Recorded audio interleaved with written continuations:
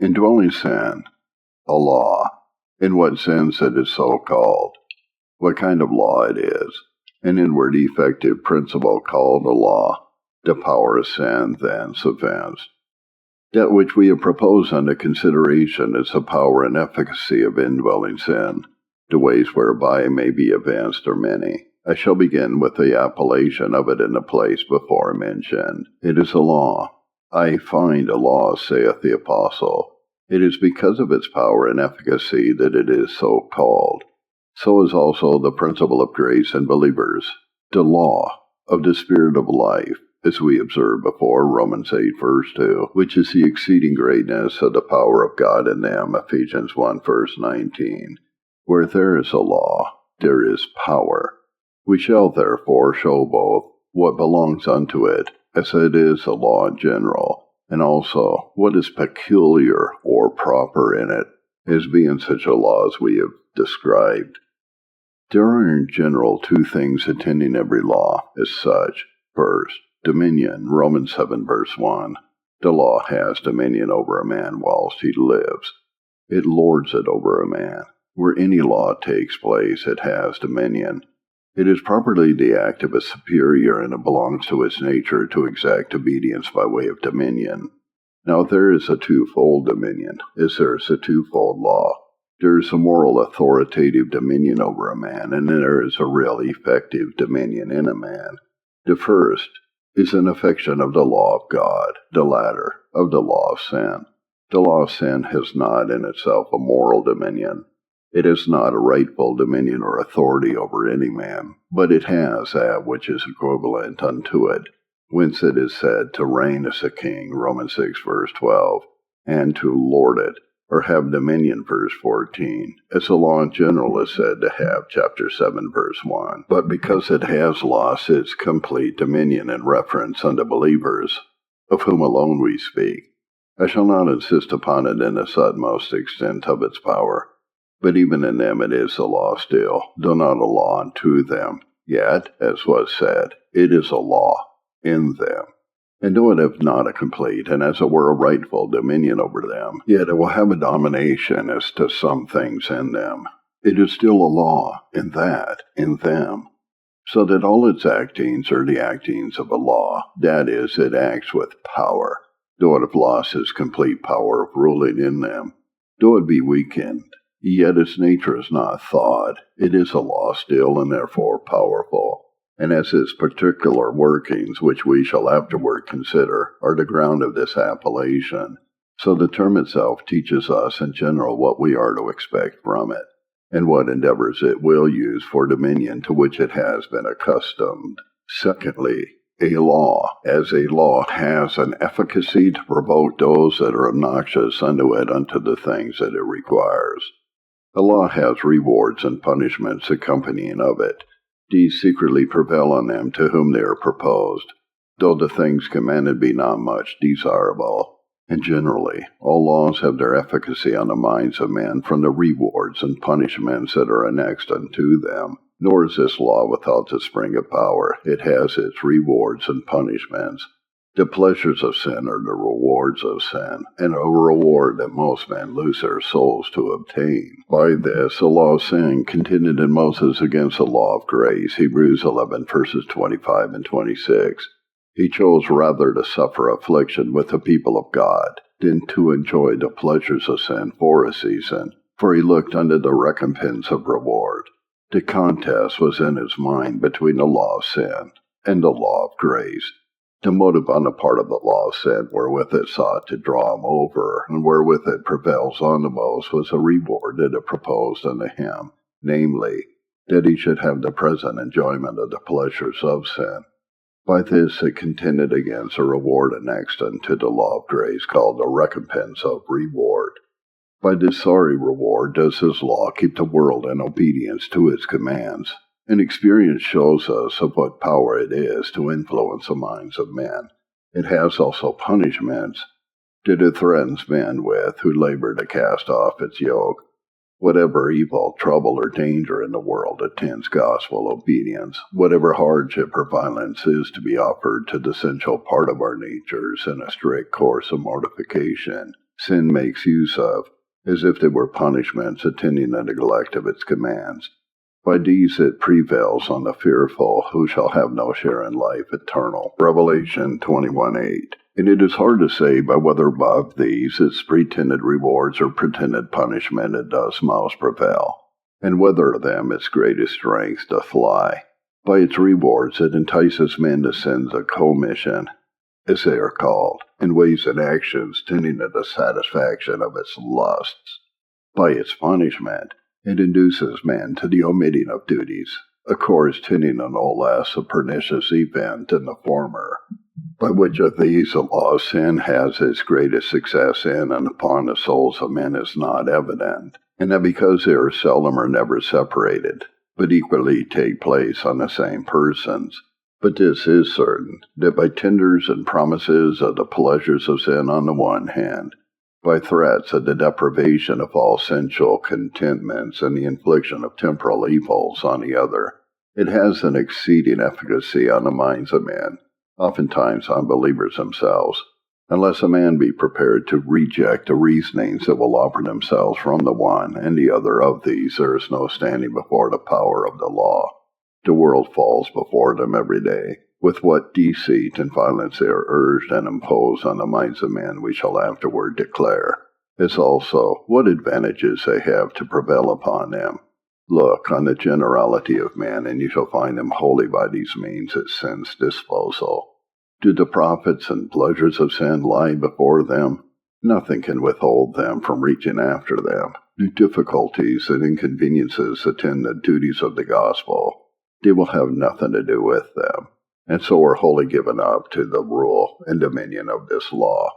In this light in general we have into the power and efficacy of indwelling-sin from the general nature of a law whereof it is partaker. We may consider next what kind of law in particular it is, which will further evidence that power of it which we are inquiring after. It is not an outward written commanding directing law, but an inbred, working, impelling, urging law. A law proposed unto us is not to be compared, for efficacy, to a law inbred in us. Adam had a law sin proposed to him in his temptation, but because he had no law sin inbred and working in him, he might have withstood it. An inbred law must needs be effectual. Let us take an example from that law which is contrary to this law of sin. The law of God was at first inbred and natural unto man. It was concreated with his faculties, and was their rectitude both in being and operation, in reference to his end of living unto God and glorifying of him.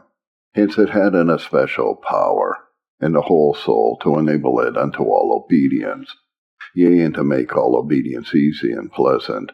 Such is the power of an inbred law. And though this law as to the rule and dominion of it be now by nature cast out of the soul, yet the remaining sparks of it, because they are inbred, are very powerful and effectual, as the Apostle declares in Romans 2, verses 14 and 15. Afterward God renews this law and writes it in tables of stone. But what is the efficacy of this law? Will it now, as it is external and proposed unto man, enable them to perform the things that it exacts and requires? Not at all. God knew it would not, unless it were turned to an internal law again, that is, until, of a moral outward rule, it be turned into an inward real principle.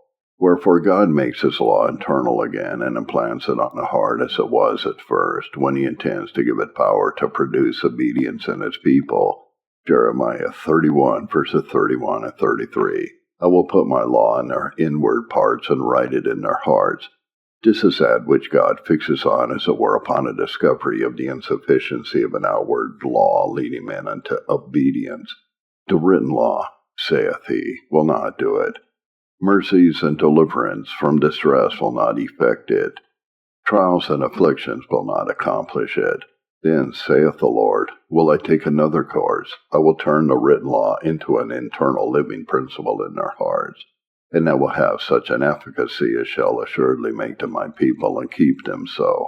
Now, such is this law of sin. It is an indwelling law, Romans 7, verse 17. It is a sin that dwells in me, verse 20.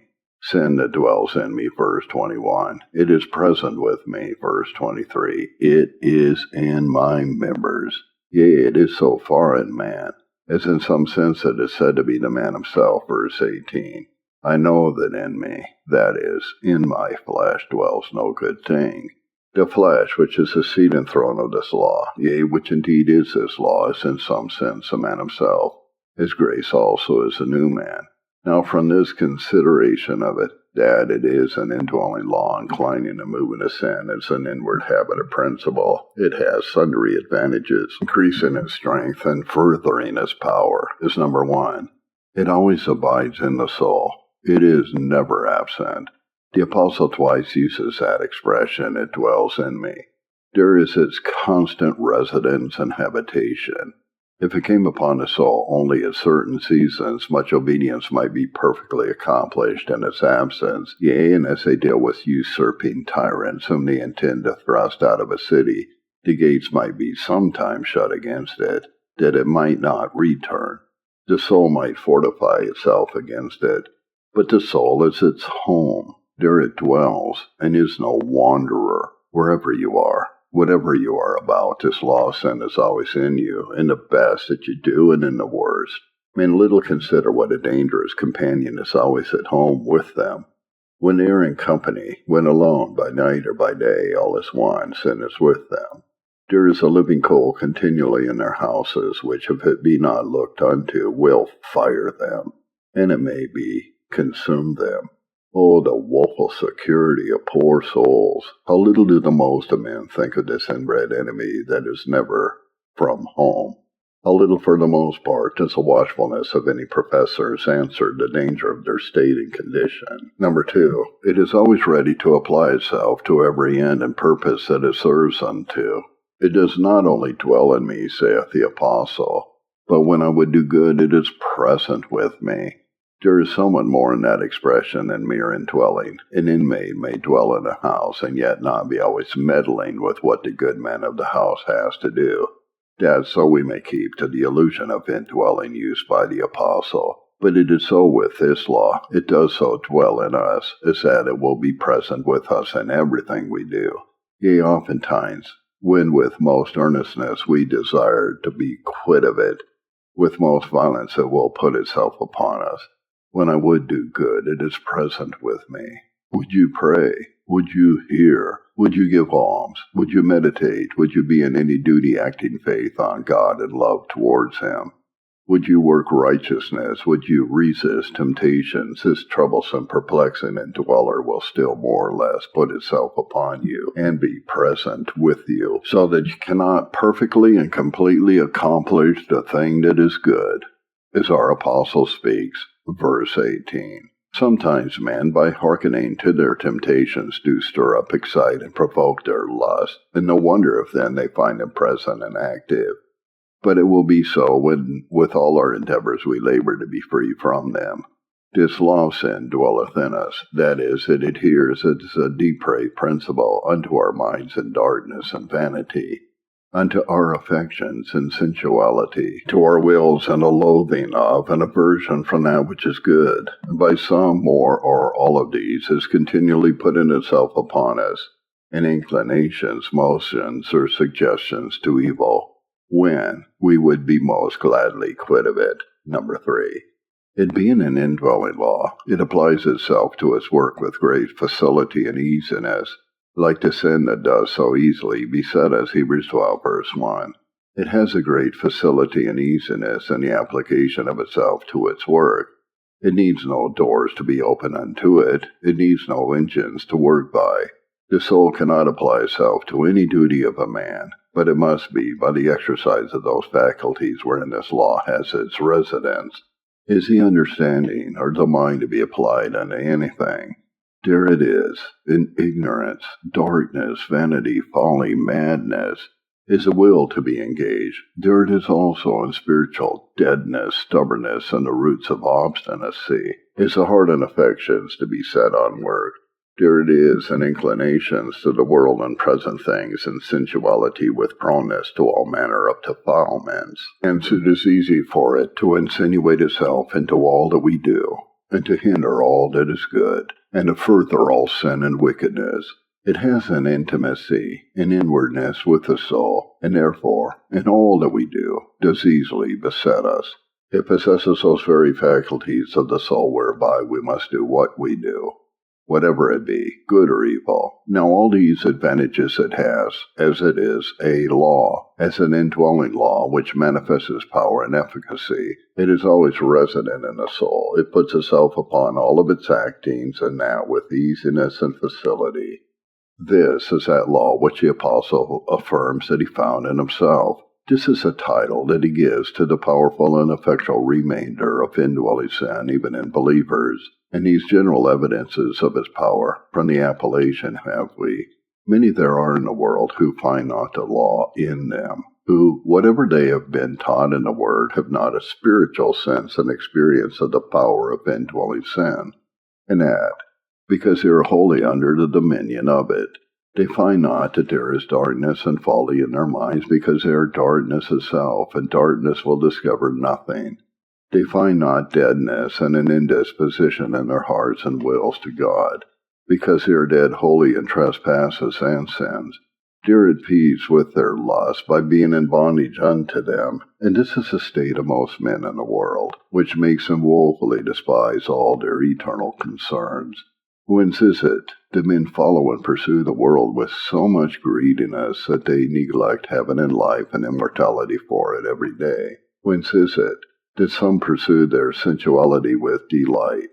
They will drink and revel and have their sports, let others say what they please. Whence is it that so many live so unprofitably under the word, that they understand so little of what is spoken unto them, that they practice less of what they understand, and will by no means be stirred up to answer the mind of God in his calls unto them? It is all from this law of sin and the power of it that rules and bears sway in man, that all these things do proceed.